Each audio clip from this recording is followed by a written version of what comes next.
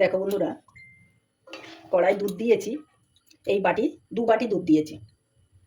আচ্ছা, 3টে এলাচ গুঁড়ো করে আমি দিয়ে দিয়েছি, ওটা দেখাতে পারিনি। এইবারে আমি এর মধ্যে গুঁড়ো দুধ দেবো। একটু দুধটা গরম হোক, তারপরে গুঁড়ো দুধ দেবো। এই 1 চামচ ঘি দিলাম, 1 চামচ ঘি দিয়ে দিলাম। দুধের সঙ্গে নাড়াচাড়া করে নেব।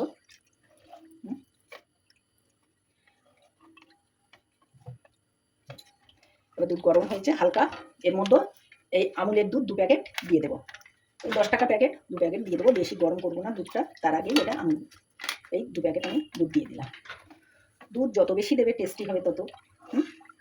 এবারে আমি 1 চামচ চিনি দিয়ে দিলাম। যে চামচ 1 চামচ ঘি দিয়েছি সেই চামচ 1 চামচ চিনি দিয়ে দিলাম।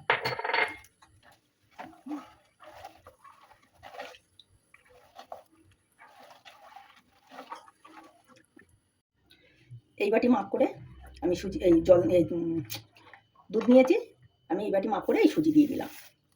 এবারে এটা আস্তে আস্তে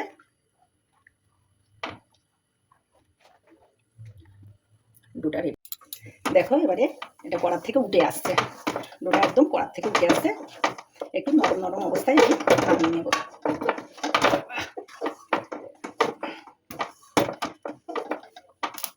একটু নামিয়ে নেব। এবারে এটা থালায় ঢেলে নেব। এই বাটি 2 বাটি চিনি দিয়েছি, এইবারে 3 বাটি জল দিয়ে দেবো।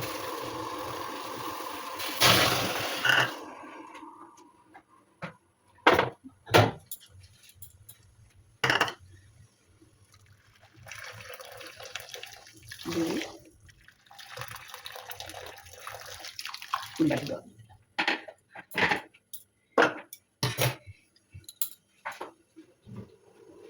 এবার এটা এইভাবে নাড়াচাড়া করতে থাকবো। দেখো বন্ধুরা, এই চিনি শিরা হয়ে গেছে। এবারে আমি এটা নামিয়ে নেবো। গ্যাস অফ করে দেবো, দিয়ে এটা ঢেকে দেবো। চিনি শিরাটা আমি এবার ঢেকে দেবো। এবার দেখো, এই যে সুজিটা, এবারে গরম সুজিটা আস্তে আস্তে করে এবারে মেখে নিতে হবে। এই যে ভালো করে 2 মিনিট ধরে ভালো করে চটকিয়ে নিতে হবে, করে মেখে নিতে হবে। এই দেখো মোলায়েম করে মেখেছি। এইবারে আমি এর মধ্যে 1 চামচ ময়দা নিয়েছি, সেই ময়দাটা দিয়ে দিলাম। আর 4 চামচের 1 চামচ ময়দা নিয়েছি, সেই ময়দাটা পুরো দিয়ে দেবো। আর এই বেকিং সোডা নিয়েছি, এই বেকিং সোডাটাও দিয়ে দেবো। এই যে বেকিং সোডা নিয়েছি, যতটা নিয়েছি এই দিয়ে দিলাম।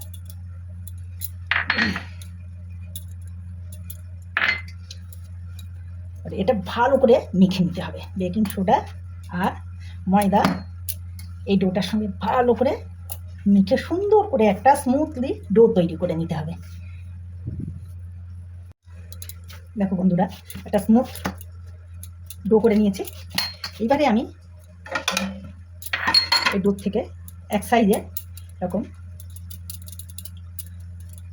ছোট ছোট গোল্লা করে নেব। ছোট ছোট না, বেশ বড় আছে এই গোল্লাগুলো। গা প্লেন হবে এরকম গোল্লা করে নিতে হবে। বাকি দেখো কড়া বসিয়ে দিয়েছি, কড়াই আমি পুরো তেলটা ঢেলে দেবো।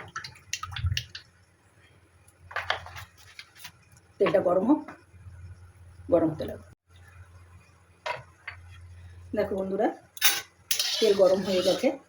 এবারে আমি এই গোল্লাগুলো ছেড়ে দিলাম।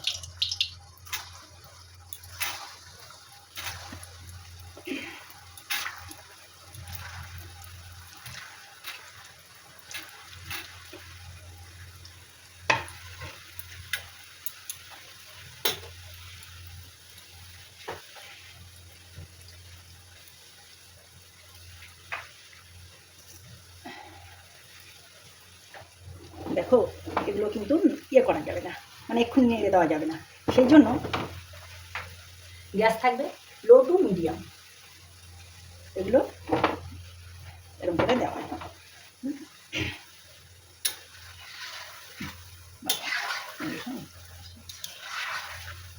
এবার শুধু একভাবে নেড়ে যেতে হবে, এইভাবে নেড়ে যেতে হবে।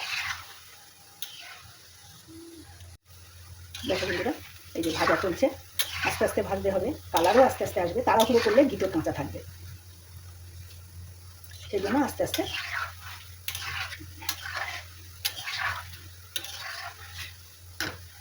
এইভাবে পুরো আরেকটু লাল করবো।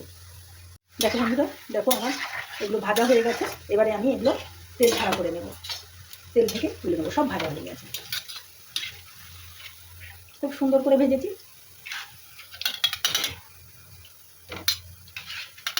এগুলো একটা পাত্রে রেখে দেবো। এখন একটুখানি মিনিটখানেক পরে আমি রসের মধ্যে দিয়ে দেবো। আবার বাকিগুলো দিয়ে দিলাম।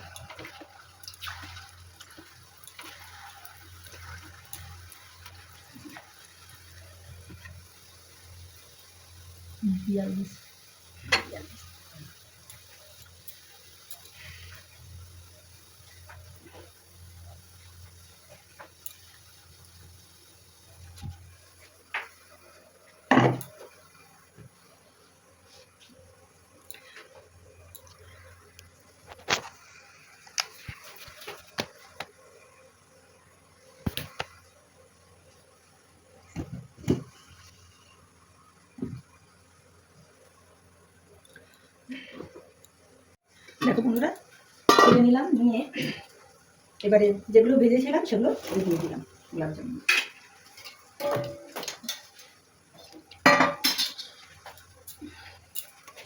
একটু নাড়াচাড়া করে আমি একটু ঢেকে দিলাম।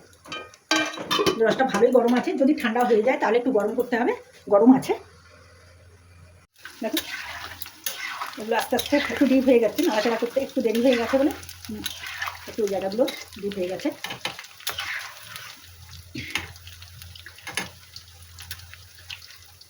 একটু মধ্যে এভাবে ভেজে নিতে হবে। দেখো বন্ধুরা, এটাও ভাজা হয়ে গেছে। এবার এটা নামিয়ে নেবো।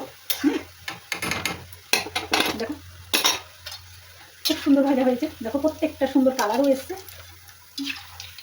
লো টু মিডিয়াম আমি ভেজেছি। যাই হোক, নামিয়ে নিলাম। এবারে আমি 30 থেকে 40 মিনিট একটু বাইরে রাখবো, তারপর রসে দেবো। 30 থেকে 40 সেকেন্ড আমি বাইরে রাখলাম। আমার বলা ভুলে ছিল, মিনিট বলা ভুলে গিয়েছিল। এবারে আমি বাকিগুলো দিয়ে দিলাম, দিয়ে একটু নাড়াচাড়া করে আমি ঢেকে দিলাম।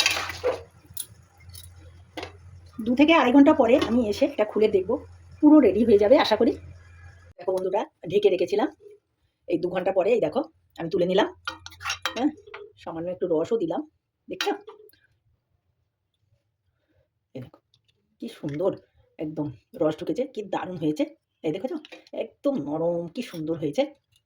দেখেছো বন্ধুরা, এই মিষ্টিটা তোমাদের যদি পছন্দ হয় তাহলে একবার তোমরা ট্রাই করে দেখতে পারো। হেভি টেস্টি টেস্টি মিষ্টি এবং কম খরচে। টাটা বন্ধুরা, তোমরা সবাই ভালো থেকো, সুস্থ থেকো।